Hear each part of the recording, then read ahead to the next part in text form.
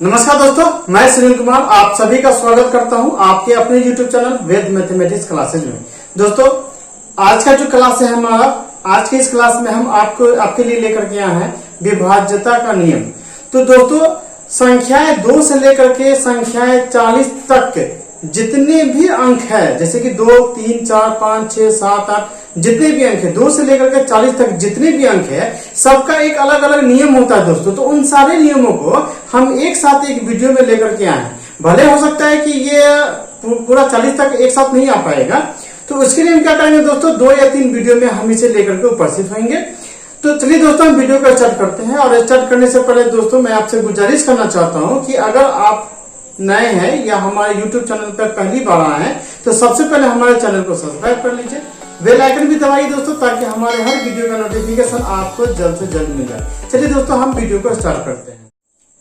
आ जाइए दोस्तों, 2 से विभाज्यता का नियम आपको स्क्रीन बोर्ड के ऊपर आपको दिखाई देगा। 2 से विभाज्यता का नियम क्या है दोस्तों, कि दी गई संख्या का आपका जो अंतिम अंक होगा या फिर इकाई अंक कहिए, वो अगर 0, 2, 4, 6 या 8 हो, अंतिम अंक 0, 2, 4, 6 या 8 हो, तो वो पूरी की पूरी संख्याएं 2 से विभाजित हो जाएगी। जैसे दोस्तों एग्जांपल में आप देख लीजिए कि हम कोई भी एग्जांपल में देख लीजिए कि कोई भी अगर मान लीजिए संख्या दे देगा, मान लीजिए 1, 4, 6, 9, 0 दे देगा, तो ये जो इकाई अंक है, ये इकाई अंक अगर 0 है, या इसके जगह पे मान लीजिए 2, 7, 6, 9, 8 रहेगा, तो 8 रहे। ठीक है, तो इसी प्रकार से कोई भी संख्या है 1, 2, 3, 4 रहे, या 2, 4, 5, 6 रहे, तो इकाई अंक में देख लीजिए दोस्तों, 0 हो, 4 हो, 6 हो, 8 हो, या हम इसे ऐसे भी कह सकते हैं कि इकाई अंक सम संख्या हो। ठीक है, तो हम ये कह सकते हैं कि ये सारी की सारी संख्या 2 से विभाज्य हो जाएगी, ये भी संख्या 2 से विभाज्य हो जाएगी, ये भी संख्या 2 से विभाज्य हो जाएगी, और ये भी संख्या 2 से पूरी की पूरी विभाज्य हो जाएगी। ठीक है दोस्तों, चलिए ये 2 का नियम तो हम सीख लिए। अब हो जाइए 3 से विभाज्यता के क्या नियम है, हम उसकी चर्चा करते हैं दोस्तों। तो आपको स्क्रीन बोर्ड के ऊपर दिखाई देगा दोस्तों। तो 3 से जो विभाज्यता का नियम है दोस्तों, वो क्या है कि कोई भी संख्या आपको दिया हुआ रहेगा, कोई भी संख्या दिया हुआ रहेगा, तो जितना भी संख्या है उस सारे संख्या के अंकों को जोड़ करके अगर वो 3 का गुणज होता है, 3 का गुणज कहने का मतलब ये हुआ दोस्तों कि 3 के पारा में, जैसे 3 का 3, 3 दूना 6, 3 तिया 9, 3 चौका 12, 3 बचे 15, अगर ये आता है, गुणज आता है, तो वो सारे के सारे संख्याएं क्या हो जाएगा, 3 से कट जाएगा। एग्जांपल देख लीजिए दोस्तों, कि जैसे कि मान लीजिए एग्जांपल में देख लीजिए, जैसे कि मान लीजिए 2, 3, 4, 5 है। ठीक है, ये संख्या 3 से विभाज्य है या नहीं है, तो इसके लिए हम क्या करेंगे, सारे संख्याओं को हम जोड़ देंगे। 2 + 3 + 4 + 5 कर देते ना, इक्वल करके देखिए 2 और 3 कितना हो जाता है, 5, 5, 4, 9, 9, 5 कितना हो गया, 14। तो ये 14 और 3 के पारा में नहीं आता, तो क्या हो जाएगा, ये है ना, ये जो संख्या है, ये संख्या 3 से विभाज्य नहीं होगी। ठीक है, अगर एक संख्या और देख लीजिए कि 1, 2, 3, 4, 5 देख लीजिए। ठीक है, तो ये संख्या 3 से विभाज्य है या नहीं है, तो इसके लिए हम क्या करेंगे दोस्तों, कि सबको हम प्लस कर देंगे, जितना भी अंक है सबको हम प्लस कर देंगे। तो कितना हो जाएगा, 3, 1 और 2 3 और 3 6, 6 4 10, 10 5 कितना हो जाता है, 15 हो जाता है, 3 के पारा में आता है, इसलिए क्या हो जाएगा, ये संख्या है ना, 3 से विभाज्य हो सकती है। अब आइए दोस्तों, हम 4 के नियम में चलते हैं। 4 से विभाज्यता का नियम क्या है दोस्तों, कि कोई भी संख्या आपको दिया हुआ रहेगा, कोई भी दी गई संख्या का अंतिम 2 अंक, जिसको हम इकाई और दहाई भी बोल सकते हैं, इकाई अंक और दहाई अंक, या फिर ऐसे बोल सकते हैं कि अंतिम 2 अंक अगर 4 से विभाज्य है, तो वो पूरी की पूरी संख्या है ना 4 से विभाज्य हो जाएगी। इसे ऐसे दोस्तों समझिए, कैसे, इसका जो एग्जांपल है दोस्तों, इसे समझ लीजिए कि मान लीजिए कि 2, 4, 1, 2, 3, 5, 6 है ना। अब देख लीजिए अंतिम 2 अंक की बात मैंने कहा, चाहे इकाई और दहाई, इकाई दहाई तो हम इधर से ही लेते हैं ना, इकाई ये दहाई ये सैकड़ा ये हजार, तो हमको क्या करना है कि या तो इकाई दहाई, या ऐसे समझ लीजिए कि सिर्फ अंतिम 2 अंक को लीजिए। अंतिम 2 अंक कितना है, 56 है। तो अब 56 क्या हो जाएगा कि 4 से डिवाइड होगा या नहीं होगा। अगर से 56 4 से विभाजित हो जाता है, तो ये पूरी की पूरी संख्या 4 से विभाजित हो जाएगी। तो हम जानते हैं कि 56 जो है 4 से विभाजित हो जाती है। ठीक है, अब जैसे कि एक और एग्जांपल ले लीजिए, मतलब कि 2, 1, 3, 2, 0 है, तो ये अंतिम 2 अंक क्या है, 20 है, तो 20 तो 4 से विभाजित हो जाती है ना, तो ये टोटल का टोटल संख्या जो है, ये भी 4 से क्या हो जाएगी, विभाजित हो जाएगी। ठीक है, तो ये था हमारा दोस्तों 4 से विभाज्यता का नियम। अब आ जाइए 5 से विभाज्यता का नियम क्या है दोस्तों। तो देख लीजिए 5 का जो विभाज्यता का नियम है दोस्तों, कि कोई भी संख्या आपको दिया हुआ है, तो उसका इकाई अंक 0 और 5 होना चाहिए, या तो 0 होना चाहिए या तो 5 होना चाहिए। अगर 0 और 5 है तो वो पूरी की पूरी संख्या क्या हो जाएगी, 5 से पूरा विभाजित तो हो जाएगी। ठीक है, जैसे कि एग्जांपल में देख लीजिए दोस्तों कि अगर से मान लीजिए कि 1 2 3 4 5 है, तो चूंकि इकाई अंक चाहे अंतिम अंक बोल दीजिए, अगर 5 है तो ये पूरी की पूरी संख्या 5 से विभाजित हो जाएगी। ठीक है, अगर मान लीजिए कि 2 है, 4 है, 1 3 0 है, तो ये अंतिम संख्या चूंकि 0 है इसलिए ये भी क्या हो जाएगी, 5 से पूरा का पूरा विभाजित हो जाएगी। ये टोटल संख्या पूरा का पूरा क्या हो जाएगा, 5 से विभाजित हो जाएगा। अब आ जाए दोस्तों हम संख्या 6 पे चलते हैं।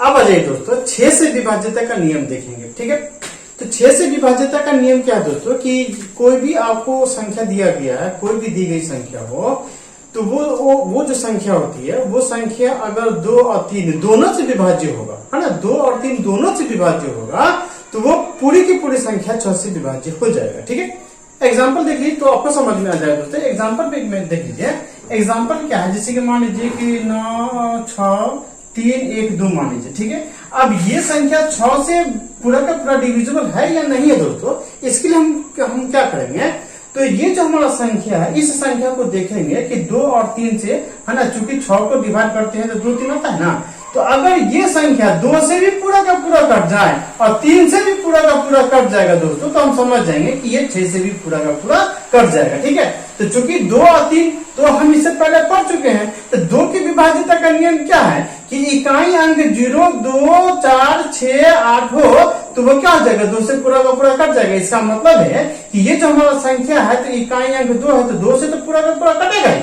अब 3 का क्या नियम है दोस्तों, 3 का नियम ये है कि ये जितनी भी संख्या है इन सभी संख्याओं को जोड़ करके देखेंगे कि अगर वो 3 का गुणज है कि नहीं है। तो देख लीजिए इसे हम क्या करते हैं, 9 प्लस 6 प्लस 3 प्लस 1 प्लस 2 करेंगे ना तो कितना हो जाएगा, 9 6 15 15 3 18 18 19 19 और 2 कितना हो जाता है 21। ठीक है, 21 तो 3 से तो विभाज्य है ही, है ना, 21 3 से विभाज्य है ना, तो देख लीजिए 2 से भी विभाज्य हो जाएगा और 3 से भी विभाज्य हो जाएगा। इसका मतलब है कि ये जो संख्या है ये 6 से भी विभाज्य हो जाएगा। ये जितनी भी संख्या है 6 से क्या हो जाएगा, विभाज्य हो जाएगा। ठीक है, एक दूसरा एग्जांपल देख लीजिए, मान लीजिए कि 3 4 है ना, 2 3 5 7 कर लेते हैं, यहाँ पर 6 भी मान लेते हैं। ठीक है, अब ये संख्या देख लीजिए, अब ये संख्या 6 से डिवाइड है या फिर नहीं है, तो हम क्या करेंगे कि हम देखेंगे कि ये संख्या 2 से पूरा का पूरा कटेगा कि नहीं कटेगा। तो 2 का नियम तो कहता है कि चूंकि यहाँ पर 6 है तो 2 से तो पूरा का पूरा कट जाएगा। ठीक है, अब 3 से भी कटेगा या नहीं कटेगा, तो इसके लिए क्या करेंगे, सबको जोड़ देंगे, 3 4 2 3 5 7 और 6 को जोड़ के देख लीजिए, है ना, 3 का गुणज आता है कि नहीं आता है, कितना हो जाएगा, 3 4 7 7 और 2 है ना 9 9 और 3 कितना हो जाता है 12 और 12 और 5 कितना हो जाता है 17 17 7 कितना होता है 24 और 24 और 6 कितना हो जाता है 30। तो 30 दोस्तों क्या हो जाए, 3 से तो डिविजिबल है ही, तो इसका मतलब है कि ये जो हमारा संख्या है ये भी हमारा संख्या 6 से क्या हो जाएगा, डिविजिबल हो जाएगा। चलिए दोस्तों अब हम 7 की तरफ चलते हैं। अब आ जाए दोस्तों 7 से विभाज्यता का क्या नियम है, तो 7 से जो विभाज्यता का 2 नियम है दोस्तों। पहला नियम तो होगा एक जोड़ करके और दूसरा नियम होगा घटा करके। चलिए हम देखते हैं, सबसे पहले जोड़ करके देखते हैं।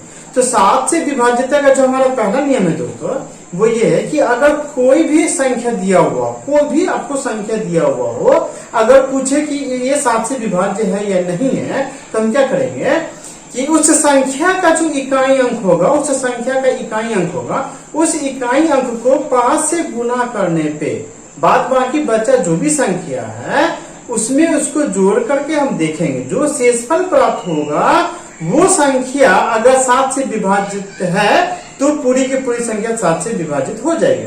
चलिए हमारी बातों को आप अभी समझ नहीं पा रहे हैं, हम एक एग्जांपल देंगे तो आपको पूरी बातें समझ में आ जाएगी दोस्तों। चलिए देखते हैं एक एग्जांपल क्या है। मान लीजिए कि एक एग्जांपल ले लेते हैं, 343 ले लेते हैं। ठीक है, ये 343 है, तो ये जो दोस्तों 343 है इसका जो इकाई अंक है हमारा कितना है 3। तो चलिए हम इसे ऐसे घेर देते हैं। ठीक है, अब इस 3 को 5 से गुना कर दीजिए तो कितना हो जाता है 15 हो गया ना। अब इस 15 को क्या कीजिए यहाँ पे जोड़ दीजिए, है ना, इसमें बाकी बचा शेष, मतलब 343 में से 3 को हटा करके उस 3 को 5 से गुना करने के बाद 15 आता है। उस 15 को क्या करेंगे, बाकी जो 2 शेष बचा 34 इसमें हम जोड़ देते हैं। जोड़ने के बाद देखिए दोस्तों कितना आ जाता है, कितना हो गया ये 9, ये कितना हो जाता है यहाँ पे 4 हो जाता है, नहीं 5 4 9 और 3 अंक कितना है 4। तो 7 49 क्या है 7 का विभाज्य है। 7 के पारा में तो 7 मत पड़ेगा तो 49 हो जाएगा।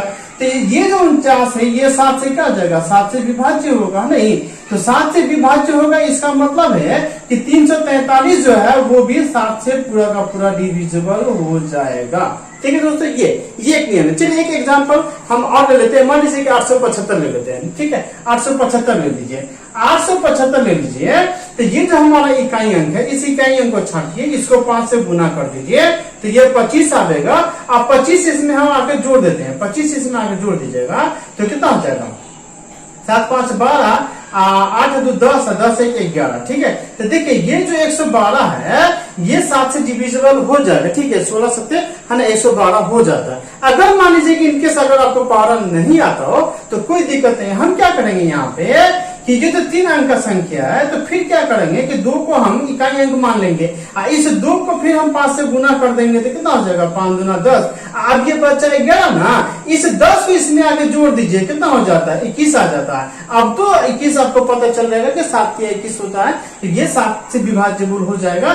तो इसलिए हम ये बोल सकते हैं कि 875 भी क्या है 7 से है ना डिविजिबल हो जाएगा। तो ये हमारा पहला नियम था दोस्तों। अब इसका दूसरा नियम में क्या है दोस्तों, मान लीजिए कि ये तो हो गया जोड़ करके, अब आ जाए घटा करके। कुछ लोगों को घटाने में बड़ा मजा आता है तो चलिए हम घटा करके देख लेते हैं। इसी संख्या को देख लेते हैं। मान लीजिए कि 343 है। ठीक है तो 343 है दोस्तों। तो अब दूसरा नियम हमारा कहता है कि जो हमारा इकाई अंक है उसको 2 से गुना करने पे ठीक है बाकी जो बचा जो हमारा संख्या है उसमें से घटा दीजिए और उसको देखिए कि वो 7 से डिविजिबल है या फिर नहीं है।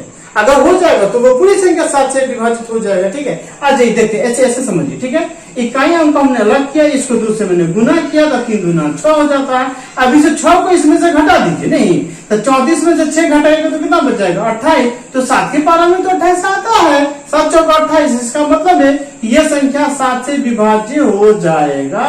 देखिए बहुत ही आसान है। चाहे आप चाहे जोड़ करके सीख लीजिए या फिर घटा करके सीख लीजिए, आपको समझ में आ जाएगा। चलिए 875 को ही लेते हैं। 875 को ही ले लेते हैं तो ये इकाई संख्या को 2 से गुना कर दीजिए 10 हो जाएगा और 10 इसमें से घटा दीजिए। देखिए ना कितना हो जाता है 77। तो 77 तो 7 से विभाज्य होगा ही है कि नहीं होगा 7 से विभाज्य होगा ही। इसका मतलब है कि 875 जो है वो भी क्या हो जाएगा 7 से डिविजिबल है।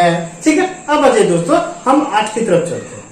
अब दोस्तों 8 से विभाज्यता का क्या नियम है। 8 से विभाज्यता का नियम होगा दोस्तों वो होगा कि दी गई कोई भी अगर आपको संख्या दिया हुआ हो तो उसका इकाई दहाई और सैकड़ा 3 अंक मतलब अंतिम 3 अंक जो है अगर वो 8 से विभाज्य हो जाएगा तो पूरी की पूरी संख्या 8 से विभाजित तो हो जाएगा। ठीक है कैसे इसे ऐसे समझ लीजिए। ठीक है मान लीजिए कि हम कोई संख्या लेते हैं। एग्जाम्पल में कोई भी संख्या ले लीजिए। मान लीजिए कि हम एक संख्या लेते हैं। ठीक है तो देख लीजिए ये हमने संख्या लिया। अब ये 8 से विभाज्य है या फिर 8 से विभाज्य नहीं है, इसके लिए हमने आपको बताया कि आप इसका अंतिम 3 अंक ले लीजिए। अंतिम 3 अंक ले लीजिए। ठीक है ये 3 अंक ले लीजिए मतलब इकाई दाहिनी और सैकड़ा ये 3 अंक ले लेते हैं।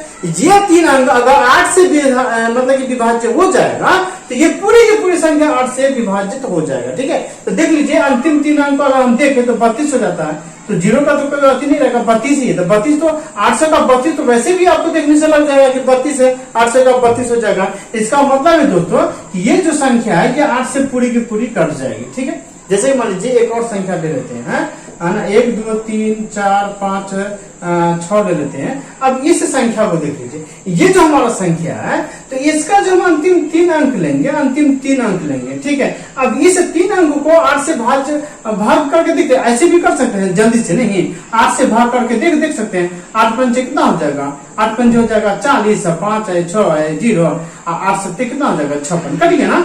तो अगर अंतिम 3 अंक अगर से 8 से कट जाता है तो ये पूरी की पूरी संख्या 8 से डिविजिबल हो जाएगी। ठीक है दोस्तों तो ये था हमारा 8 से विभाज्यता का नियम। अब आ जाइए 9 से विभाज्यता का क्या नियम है दोस्तों। ठीक है तो 9 से जो विभाज्यता का नियम है दोस्तों जो विभाज्यता का नियम 3 का है वो भी 9 का है। 3 में भी क्या था कि टोटल अंक को जोड़ दीजिए और जो 3 से विभाज्य हो जाएगा वो हो जाएगा। 9 का विभाज्यता का नियम है दोस्तों कि इसमें भी जितनी भी संख्या दिया हुआ है उन सारी संख्याओं को जोड़ने पे उसका जो प्राप्त संख्या होगा, अगर वो 9 का भाज्य है या 9 का गुणज है तो वो सारी की सारी संख्या है ना 9 से कट जाएगी। जैसे एग्जांपल में देख लीजिए, इसका हम एग्जांपल ले लेते हैं। जैसे मान लीजिए कि 2 4 3 5 6 है ना 7 3, अगर ये संख्या मान लीजिए, ठीक है, तो ये संख्या हमने लिया। अब हम इसे क्या करेंगे, जोड़ देंगे। 2 + 4 + 3 + 5 + 6 + 7 + 3 है ना, जोड़ दिए। देखिए 2 × 4 6, 6 × 3 9, 9 × 5 कितना हो गया 14, और 14 6 कितना हो जाता है 14 6 20, अब 20 × 7 27, 27 × 3 कितना होता है 30। अब ये जो 30 है दोस्तों है ना, चूंकि 9 के पारा में 30 नहीं आता है, इसीलिए ये जो संख्या हमारा ये 9 से डिविजिबल नहीं होगा। ठीक है, अब जैसे कि मान लीजिए कि हम एक और संख्या ले लेते हैं, है ना, कि 2 4 3 5 6 7 3 है ना। अब मान लीजिए कि जो है 6 और ले लेते हैं। ठीक है, अब ये संख्या, तो अब इस संख्या को क्या करेंगे दोस्तों, टोटल जोड़ देंगे। 2 + 4 + 3 + 5 + 6 + 7 + 3 + 6 जोड़ दीजिए तो 36 आ जाएगा। नहीं तो 36 आ जाएगा, तो 9 के पहाड़ में आता है ना, 9 × 4 = 36, तो ये सारी की सारी संख्या क्या हो जाएगी 9 से डिविजिबल हो जाएगी। ठीक है दोस्तों, अब दोस्तों 9 तक तो हमने देखा ही यहाँ तक। अब आ जाइए थोड़ा सा 10 भी ले लेते हैं, 11 भी ले लेते हैं। तो 10 से विभाजिता का नियम देखिए दोस्तों। 10 से विभाजिता का क्या नियम है, सभी आदमी जानते हैं, तो हमें बताने की जरूरत भी नहीं है कि अगर कोई भी संख्या दिया हुआ हो तो उसका इकाई अंक 0 हो, चाहे 2 0 चाहे 3 0 हो, तो वो जो भी संख्या होगी वो 10 से तो डिविजिबल होना ही होना। नहीं तो आप देख लीजिए दोस्तों एग्जांपल में कि मान लीजिए कि 2 0 तो भी कट जाएगा, 2 3 4 1 0 तो भी कट जाएगा, या 1600 तो भी कट जाएगा। मतलब ये कहने का मतलब कि या तो इकाई अंक 1 0 है, चाहे 2 0 है, चाहे 3 0 है, चाहे 5 0 है, चाहे 10 0, अगर एक भी 0 है तो वो संख्या 10 से क्या हो जाएगा, कट जाएगा। तो 10 तो खैर एग्जाम में पूछता भी नहीं है, जो भारी भारी है वो दोस्तों पूछेगा। नहीं 17 का पूछेगा, 27 का पूछेगा, 37 का पूछेगा, 41 का पूछेगा, 47 का पूछेगा। तो दोस्तों बिल्कुल घबराई नहीं, क्योंकि हम शुरू किए हैं 2 से लेकर के 40 50 तक के जितने भी अंक है उन सारे अंकों का एक एक करके हम दोस्तों वीडियो बनाएंगे और आप लोगों के लेकर के हम उपस्थित होंगे। ठीक है दोस्तों, तो चलिए हम 10 का तो देख लिया। अब 11 से विभाजिता का क्या नियम है दोस्तों वो देख लीजिए।